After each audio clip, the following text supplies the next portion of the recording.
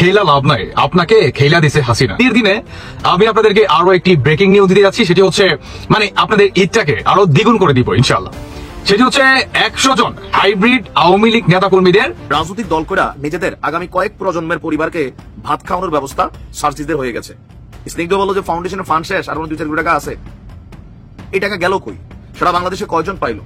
জাতীয় নাগরিক পার্টির মুখ্য সংগঠক সার্জিস আলমের বিরুদ্ধে গুরুতর অভিযোগ তুলেছেন গণ অধিকার পরিষদের সাধারণ সম্পাদক রাশেদ খান। কিন্তু হঠাৎ সার্জিসের বিরুদ্ধে কেন এমন অভিযোগ? এদের পিছনে সেনাবাহিনী কি খুব ভালোভাবে লাগছে, দেখতে পারবেন এটার তদন্তে বাংলাদেশ সেনাবাহিনী পর্যন্ত লাগছে। তো সমস্ত কিছু ইনকোয়ারি করা হচ্ছে এবং ইনকোয়ারি করা হবে যে বা যারা এটার সাথে যুক্ত সবাইকে আইনের আওতায় আনা হবে। সেনাপ্রধান প্রধান উপদেষ্টা মুখোমুখি বসে দ্বিপাক্ষিক বৈঠক বা আলোচনা হয়েছে। সেনাপ্রধান জেনারেল ওয়াকারুজ্জামান প্রধান উপদেষ্টা অধ্যাপক ডক্টর মোহাম্মদ ইউনূসের সঙ্গে সাক্ষাৎ করেছেন। বাস্তবতা হচ্ছে যে আসলে তারা কি আলাপ করেছেন সেখানে তো আর কেউ ছিলেন না। আসসালামু আলাইকুম দর্শক, আরো একটি নিউজ ভিডিওতে আপনাদের সবাইকে স্বাগতম। দর্শক, বর্তমান চলতেছে ঈদের একটা আমেজ, আর এই ঈদের আমেজের পরেই অন্তর্বর্তীকালীন সরকারের পিছনে লেগে যাবে আপারো জনতা, এমন কথাই কিন্তু বলতেছে সাধারণ রাজনীতিক যারা বিদেশে, যারা রাজনৈতিক দলের নেতারা আছে, তারা কিন্তু এইরকম মেসেজ দিয়ে দিয়েছে যে অন্তর্বর্তীকালীন সরকার যদি ঈদের পর পদত্যাগ না করে, যদি একটা নির্বাচন না দেয়, তাহলে সকল নেত্রী মিলে সবাই মিলে এই রাজপথে নামবে যতক্ষণ না পর্যন্ত ডক্টর ইউনূস পদত্যাগ না করবে, যতক্ষণ না পর্যন্ত নির্বাচন না দেবে, ততক্ষণ পর্যন্ত কিন্তু তারা রাজপথ ছাড়বে না, এমন আলটিমেটাম দিয়ে দিয়েছে ডক্টর ইউনূসকে। হ্যাঁ দর্শক, ভিডিওটা কিন্তু অনেক বেশি গুরুত্বপূর্ণ হতে যাচ্ছে। আমি আপনাদেরকে রিকোয়েস্ট করবো, আপনারা কিন্তু ভিডিওটি একটু স্কিপ করবেন না, সম্পূর্ণ ভিডিওটি দেখার চেষ্টা করবেন। ভিডিওটার মধ্যে অনেক গুরুত্বপূর্ণ কিছু তথ্য আছে, যে তথ্যগুলো কিন্তু আপনারা জানতে পারবেন এবং বুঝতে পারবেন যে আসলে ঈদের পর এই যে অন্তর্বর্তীকালীন সরকারের প্রধান উপদেষ্টা ডক্টর ইউনূসের সঙ্গে কি হতে যাচ্ছে। দর্শক, আপনাদের গুরুত্বপূর্ণ সময় নষ্ট না করে আমরা সর্বপ্রথম কিছু গুরুত্বপূর্ণ প্রতিবেদন দেখে নেব। ঈদের দিনে আজকে আমি খুব ভালো খবর নিয়ে আসি না। আজকে মনটা অনেকটা খারাপ, কারণ গেল কিছুক্ষণ আগে আমি আমার সন্তানকে নিয়ে নামাজ পড়ে আসছি। আয়শা পরিবারের সাথে খাবার দাবার খাইলাম। নিশ্চয় আপনিও দেশে বিদেশে যে যেখানে আছেন পরিবারের সাথে কথা বলছেন, খাবার দাবার খাচ্ছেন, নতুন পোশাক কিনেছেন সন্তানের জন্য, কেউ মোবাইলের মাধ্যমে দেখবেন অথবা কেউ সরাসরি নিয়ে সন্তানকে ঘুরবেন। নানান প্ল্যান পরিকল্পনা আছে। কিন্তু আজকের দিনে আমাদের গাজাতে যে ঘটনা ঘটেছে, এই ঘটনাটা কোনোভাবেই মেনে নেওয়ার মতো না। আমাদের সন্তানগুলা, গাজার সন্তানগুলো ঈদের নতুন পোশাক পরেছিল, ঈদগাহে গিয়েছিল, যেই ঈদ শেষ করে বাড়িতে আসবে নতুন পোশাক পরা, বন্ধুদের সাথে খেলাধুলা করবে, ঘুরবে। তারা ঘুরছে এই মুহূর্তে জান্নাতের পাখি হয়ে। ভাবা যায় যে এর চেয়ে হৃদয় বিদারক দৃশ্য কি হতে পারে, যে নামাজরত একটা মানে মুসলমানদের বিশাল একটা দল যারা ঈদের সালাত আদায় করছে, এদের উপর গুলি চলছে, এদের উপর আকাশ থেকে বোমা পড়ল। মানে মুহূর্তের মধ্যে কোথাকার নামাজ কি, মানে এমন এক করুণ দৃশ্য। আল জাজিরার ফুটেজগুলো দেখে আমি শব্দগুলোর আসলে ওইভাবে বলতে পারতেছি না। আপনারা যারা দেখেন নাই দেখে নিবেন, আপনার চোখ আপনি শান্ত রাখতে পারবেন না। ঈদের যে ফিলটা, এটা আপনার আর থাকবে না। কিন্তু আমাদের আরব রাষ্ট্রগুলোর ভূমিকাটা কি? আপনি দেখছেন কোন রকম প্রতিবাদ, সবাই ঈদের শুভেচ্ছা টুভেচ্ছা জানাচ্ছি, এটা করতেছি ওইটা করতেছি। তথ্য বলছে যে আপনার আল মাওয়াসি এলাকায়, আল মাওয়াসি নামক এলাকায় ঈদের সালাতুল জামাত চলছিল। সেখানে উপর থেকে ইস্কির নিক্ষেপ করা পটাকাগুলো যখন ফুটছিল, তখন ছোট ছোট আমাদের এই কলিজার টুকরাগুলা, কোথাও এদের জামা, কোথাও জুতা, কোথাও এদের কোমল শরীরটা, কি নিয়ে আপনি মানে কথা বলবেন? এই যে আমি এত ঘুরে পেঁচায় বলতেছি, চ্যানেলের উপর ইফেক্ট হয়ে যায়। আমার খুবই খারাপ লাগে যে আমি জানি না যে আমাদের হাতে আসলে ক্ষমতা নাই, যদি থাকতো জানি না কতটুকু কি করতে পারতাম। কিন্তু যাদের হাতে ক্ষমতা আছে তাদের ভূমিকাটা কি? ঈদ মানে খুশি, ঈদ মানে আনন্দ। একটা যুদ্ধবিরতি চলছে, যখন মন চাচ্ছে ঘটনা ঘটাচ্ছে। আরবদের ওইরকম কোন, কাতার একটু নাকি শুনছি নতুন করে আবার কি কাহিনী, মিশর প্রস্তাব নিয়ে আসছে। আরে প্রস্তাব কি বেটা? দোয়া করা ছাড়া আসলে কিচ্ছু মনে হয় করার নাই আর আমাদের। মানে আমার আজকে শব্দ সংকট হচ্ছে যে কি বলবো। বিশ্বাস করেন ভিতরে ভিতরে যা ঘুরতেছে এগুলো মুখ দিয়ে বের করলে আমার এই ভিডিওটা 5 মিনিট পরে নাই হয়ে যাবে। ওনার কাছে বিচার দিলাম, এক ঝাঁক আবাবিল পাখি পাঠান, যে আবাবিল পাখি প্রথমে আরব রাষ্ট্রগুলোর উপর দিয়েই উইরে আসবে, কঙ্করগুলোরে নিক্ষেপ করবে, এরপরে আর যাদের আর কোনো অস্তিত্ব থাকবে না আমাদের জাতির, তারপরে যাবে এদের কাছে। ভালো থাকুন। মানে আপনাদের ঈদটাকে আরো দ্বিগুণ করে দিব ইনশাআল্লাহ। সেটি হচ্ছে 100 জন হাইব্রিড আওয়ামী লীগ নেতাকর্মীদের আওয়ামী লীগ থেকে নিষিদ্ধ ঘোষণা, এবং তাদেরকে একদম যেভাবে আপনার দুধ যেভাবে আপনার ছেঁকে দেওয়া হয় না বা ছেঁকে নেওয়া হয় না, ঠিক সেভাবে বর্তমান আওয়ামী লীগের ভিতরে যেই সমস্ত আপনার হাইব্রিড নেতাকর্মীরা আছে তাদেরকে বর্তমান আপনার শেখ হাসিনা এবং সজিদ ওয়াজিদ জয় তাদের নেতৃত্বে সেভাবেই কি ছাকা হচ্ছে। আচ্ছা, এই 100 জন নেতাকর্মীদের ভিতরে সবার প্রথম কার নামটা হতে পারে একটু গেস করুন তো। জি, আপনি সঠিক গেসটাই করছেন, সেটি হচ্ছে ওবায়দুল কাদের। দ্বিতীয়ত হচ্ছে ওই যে দেখাইলাম যে খেলা হবে খেলা, শামীম ওসমান। আমাদের বাংলাদেশকে কিংবা আপনার বাংলাদেশের অন্যতম এত বড় একটা পলিটিশিয়ান পার্টিকে জনগণের মাধ্যমে কিংবা বাংলাদেশে জোকার হিসাবে বা জোকারে পরিণত করার পিছনে সবচেয়ে বড় এই দুইটার অবদান কি অসীম। কোন দুইটা? ওবায়দুল কাদের আর হচ্ছে শামীম ওসমান। আমাদের বাংলাদেশের এই যে আপনার অন্তর্বর্তীকালের সরকার কিংবা এই যে একটা 5 আগস্ট আমাদের বাংলাদেশে হয়ে গেল, এটা আসলে কিসের জন্য হয়েছে? এই 5 আগস্ট কিন্তু হইতো না যদি এই ধরনের হাইব্রিড নেতাকর্মীরা আওয়ামী লীগের ভিতরে না থাকতো। এদের কারণেই আওয়ামী লীগের এই দুর্দশা, এদের কারণেই আওয়ামী লীগের এই অবস্থা।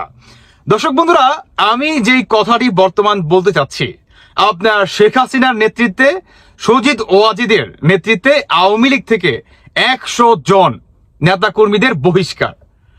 তার যে টপার যে নামটা ওবায়দুল কাদের আর শামীম ওসমান, যেখানে ওবায়দুল কাদের আর শামীম ওসমানও আছে, সেখানে আপনারা আশা করি বুঝতে পারতেছেন যে এখানে আসলে কাদের কাদের নাম থাকতে পারে, তাই না? আমি মনে করি 100 জন না এখানে, বা এই যে লিস্টটা মানে তাদেরকে বহিষ্কার করা আওয়ামী লীগ থেকে, আমি মনে করি এখানে ম্যাক্সিমাম যদি নাও হয় আরো 2 থেকে 300 কি করা উদ্যোগ নেওয়া যে এদেরকে বহিষ্কার করতে হবে। মানে মোটামুটি 4 থেকে 500 জন আওয়ামী লীগ হাইব্রিড নেতাকর্মীদের দল থেকে বহিষ্কার করতে হবে। আপনারা বাংলাদেশে যদি দেখে থাকেন মানে যেই অবস্থা, বিশেষ করে আওয়ামী লীগের ভাই যারা নাকি বর্তমান রাজপথে নামতেছে, অনলাইনে কথা বলতেছে, অফলাইনে কথা বলতেছে, তারা হইতেছে মনে করেন প্রকৃত, মনে করেন তারা দেশকে ভালোবাসে, তারা আওয়ামী লীগকে ভালোবাসে, তারা বঙ্গবন্ধু শেখ মুজিবুর রহমানের যে আদর্শ, সেই আদর্শ তাদের ভিতরে লালন পালন করে, তাই না? আর যেই হাইব্রিড নেতাকর্মীরা নাকি মনে করেন আওয়ামী লীগকে একদম খেয়ে দিছে ভাই, জাস্ট খেয়ে দিছে, তাই না? তারা বর্তমান একদম সাইলেন্ট হয়ে বসে রয়েছে, তারা কেউ কিন্তু কোনো কথা বলতেছে না, তাই না? এটা আমি মনে করি যে আওয়ামী লীগের ওয়ান অফ দ্য বেস্ট একটা ডিসিশন, সবচেয়ে বড় একটা ডিসিশন এদের। বা এটার মাধ্যমে কি হবে, যারা নাকি ভাই বর্তমান আপনারা রাজপথে নামতেছেন, মানে দলের জন্য দেশের জন্য এত বড় বড় ত্যাগ স্বীকার করতেছেন, মানে ত্যাগী কর্মীরা, তারা বর্তমান সামনে আসতে পারবেন এবং আগামী দিনের আওয়ামী লীগকে আপনারা নেতৃত্ব দিতে পারবেন।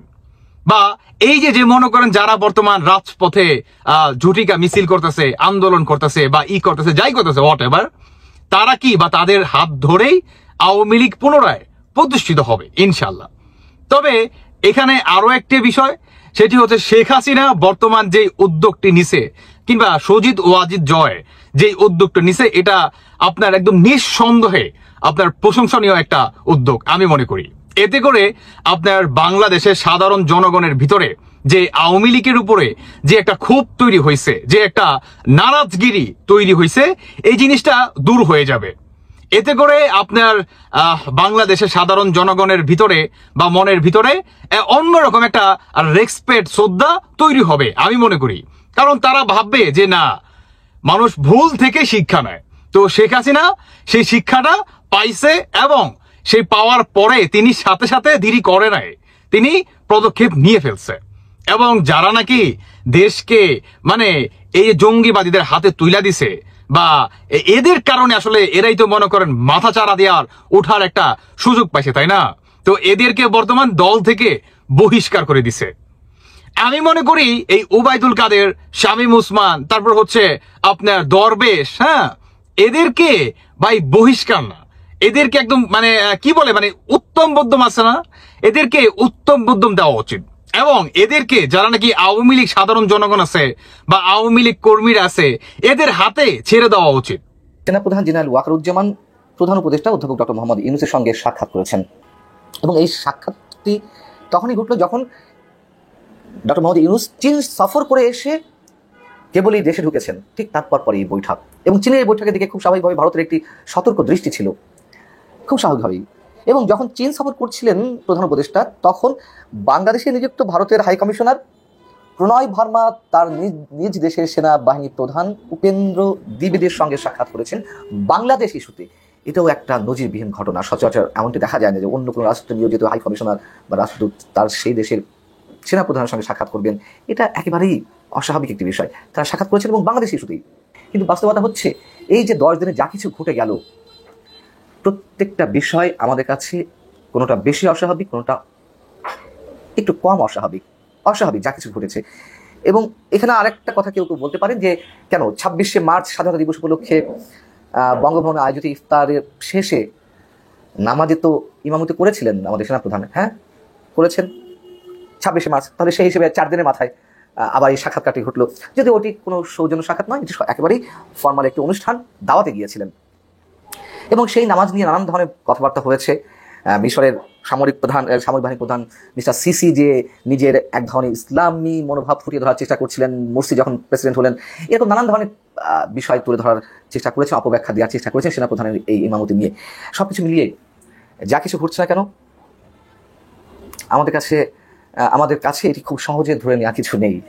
হতে পারে সৌজন্য সাক্ষাৎ, আমি আবার বলছি না হওয়ার সম্ভাবনাটাই বেশি। বিশেষ তাহলে কোন বার্তাটি সেনাবাহিনী প্রধান উপদেষ্টাকে পৌঁছে দিতে গিয়েছিলেন? এবং যখন কি আপনি চীনের মতো রাষ্ট্র সফর করে বাংলাদেশে ফিরলেন, যেই চীনকে কেন্দ্র করে নানান ধরনের ভৌগোলিক সমীকরণ দাঁড় করানোর চেষ্টা হচ্ছে ভারত এবং যুক্তরাষ্ট্রের পক্ষ থেকে। অতএব আর যে মাঝখানে যে কথাই বললাম, এটি নিয়ে আমি আগেও বলেছি যে প্রণয় ভার্মা তিনিও দেখা করেছেন সে দেশের সেনাপ্রধানের সঙ্গে। অতএব এগুলোকে কোইন্সিডেন্টালি হচ্ছে নাকি কোনো এর মধ্যে অন্য কিছু আছে, আমরা আসলে নিশ্চিত করে বলতে পারছি না। এবং নির্বাচন নিয়ে বিএনপি আগের চেয়ে হার্ড লাইনে রয়েছে, এটুকু স্মরণ করিয়ে দেওয়া দরকার। তার মানে নির্বাচন নিয়ে যে টালবাহানা সারা বছর গত আগস্ট থেকে এই পর্যন্ত আমরা দেখছি, সেটি আরও প্রকট আকার ধারণ করছে। সেই জায়গা থেকে যা কিছু হচ্ছে আমাদের সতর্ক থাকা দরকার। এবং সেনাবাহিনীর পক্ষ থেকে সেনাপ্রধান জেনারেল ওয়াকারুজ্জামান যে কথাটি বারবার বলে আসার চেষ্টা করছে, তার উপরে আস্থা রাখতে, আমরা সেই আস্থাটি অন্তত এখনো পর্যন্ত সেনাবাহিনীর উপরেই রাখছি। এছাড়া তো আর কোনো বিকল্প নেই। গতকালকে একটা প্রোগ্রাম ছিল ভোলাতে, তো আমরা গেল 2 দিন আগে শুনলাম মুগ্ধর ভাই স্নিগ্ধ, যিনি জুলাই ফাউন্ডেশনের খুবই বড় একটা দায়িত্ব ছিলেন, সার্জিসও ছিল। হঠাৎ করে সার্জিস এই জুলাই আগস্টের যে ফাউন্ডেশনের দায়িত্বটা সেটা চট করে তিনি রাজনীতিতে ঢুকে গেলেন। তখনই আমরা বলছিলাম যে চেতনার ব্যবসাটা বন্ধ করতে হবে, কারণ এই জাতীয় নাগরিক পার্টির যারা নেতারা আছেন তাদের প্রথম কাজটা ছিল জুলাই আগস্টে যারা আহত হয়েছে, নিহত হয়েছে, ট্রিটমেন্ট, পুনর্বাসন, এদের পরিবারকে 2 বেলা ভাত খাওয়ার ব্যবস্থা করে দেওয়া। এটা এদের পরিবারের ব্যবস্থা হোক না হোক, রাজনৈতিক দল করে নিজেদের আগামী কয়েক প্রজন্মের পরিবারকে ভাত খাওয়ানোর ব্যবস্থা সার্জিসদের হয়ে গেছে। স্বাভাবিকভাবে যারা এই আন্দোলনগুলোতে শ্রম দিল, শারীরিকভাবে অঙ্গহানি হলো, তাদের অনেকেরই বক্তব্য শুনলেন যে টাকা পয়সা পায় নাই কেন। স্নিগ্ধ বলল যে ফাউন্ডেশনের ফান্ড শেষ, আর 2-4 কোটি টাকা আছে। এই টাকা গেল কই? সারা বাংলাদেশে কয়জন পাইল? আমরা কি এগুলোর স্পষ্ট কোনো ডাটা পাইলাম, নাকি বন্যার টাকার মধ্যে গেল গা আসলে? কারণ আমি তো কুমিল্লার ছেলে, আমার এলাকায় ইতিহাসের স্মরণকালের ভয়াবহ বন্যা হয়েছে। আমার এলাকায় কয়জন এই বাড়িঘর পাইছে বৈষম্য বিরোধী আন্দোলনের তৎকালীন নাহিদ সার্জিস হাসনাদের হাতে, নাহিদ ছিল না, হাসনাত সার্জিসের হাতে পাবলিক টাকা দিছে। এখনো যখন আমরা এই বক্তব্যগুলো শুনি, হয়তো আজকে আমরা শুনবো আহত লীগ, দর্শক, আপনাদেরকে যে সমস্ত প্রতিবেদন দেখানো হলো, এই সমস্ত প্রতিবেদন দেখে আপনাদের মন্তব্য কি? আর এই যে নেতারা যে বলতেছে যে আসলে ঈদের পর তারা ফাইনাল একটা আন্দোলনে যাবে, যতদিন না পর্যন্ত অন্তর্বর্তীকালীন সরকারের পদত্যাগ করবে ততদিন পর্যন্ত তারা রাজপথে থাকবে, এই কথাটার উপর আসলে আপনাদের মতামত কি অবশ্যই কিন্তু আপনারা জানিয়ে যাবেন। আর অন্তর্বর্তীকালীন সরকারকে আপনারা চান কি চান না এই বিষয়টা কিন্তু জানাতে বলবেন না। তো দর্শক, ভিডিওটি ছিল এতটুকুই। আবার দেখা হবে নতুন কোনো ভিডিওতে, নতুন কোনো টপিক নিয়ে। ততদিন পর্যন্ত ভালো থাকুন, সুস্থ থাকুন। আল্লাহ হাফেজ।